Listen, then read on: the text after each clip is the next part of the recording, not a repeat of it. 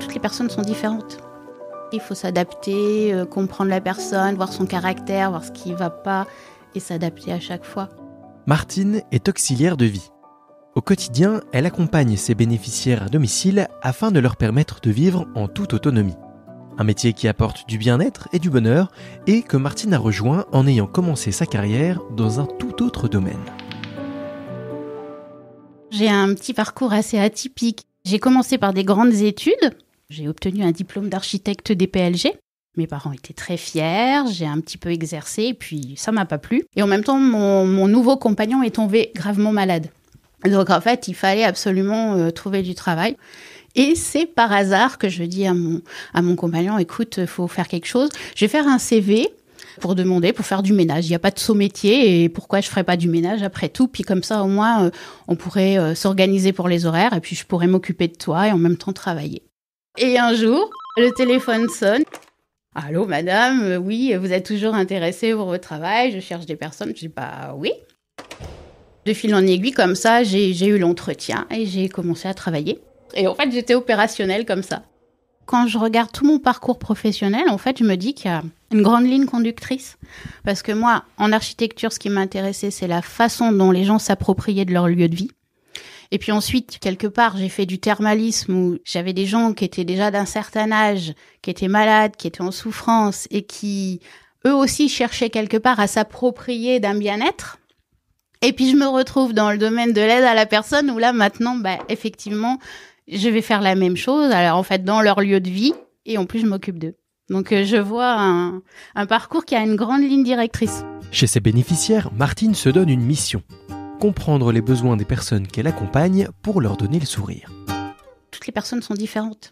Et en fait, à chaque fois, il faut s'adapter, comprendre la personne, voir son caractère, voir ce qui ne va pas et s'adapter à chaque fois. Aussi bien avec une personne, il faut être rigolote, avec une autre, il faut être super sérieuse. Un de mes plus beaux souvenirs, c'est avec un monsieur d'à peu près 90 ans. C'était mon premier client en tant qu'auxiliaire de vie. J'étais là juste pour arriver, sortir les plats du frigo et les faire chauffer et lui les disposer dans l'assiette pour qu'il mange. Au début, ce monsieur, il faisait toujours la tête devant ses plats qui étaient insipides et complètement, on va dire, horribles.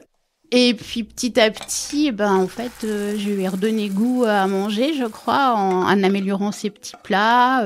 D'ailleurs, il y a une petite anecdote. À chaque fois que j'arrivais, il me disait, de toute façon, c'est pas la peine, j'ai pas faim. Je lui dis, mais c'est pas possible, il faut manger, vous ne pouvez pas avoir pas faim. Et puis, un jour, j'ai découvert quand même que toute la matinée, avant que j'arrive, il grignotait des flans et des paquets de biscuits qu'il avait cachés dans un placard. Alors un jour, je lui ai dit, bon, je crois qu'il y a un problème chez vous, on doit avoir une petite souris. Ah, il m'a dit non, c'est pas une petite souris, c'est une grosse souris. Et à partir de ce moment-là, je me suis amusée à lui faire des jolis petits plats avec ce qu'il avait, avec le peu qu'il avait. Mais ça lui a redonné le sourire, il a mangé et c'était agréable. Du coup, ça m'a fait plaisir. Je dis bon, voilà, c'est bon. Des anecdotes comme celle-ci, Martine en a des dizaines. Car il faut dire qu'elle noue une relation particulière avec ses bénéficiaires. C'est à la fois le plus marrant et le plus triste pour moi, puisque c'est une dame qui est malheureusement partie il y a quelque temps. Elle est en fin de vie et en fait, son rêve, c'était de redanser. Et tous les soirs, elle partait du salon, je l'accompagnais du salon jusqu'à sa chambre. Elle marchait très peu et autres. Donc je la tenais, on avançait tout doucement et comme elle rêvait de danser, en fait, à chaque fois qu'on allait se coucher, je lui faisais faire des pas de valse. Alors je la prenais dans mes bras et je la faisais valser, on mourait de rire, elle éclatait de rire, elle était hyper contente. Et c'est un très beau souvenir, ça. Quelle image pourrait mieux résumer le métier d'auxiliaire de vie que celle-ci ? Car oui, être auxiliaire de vie, c'est souvent une vocation. Un mélange de capacités d'adaptation, d'un excellent relationnel et d'une grande bienveillance.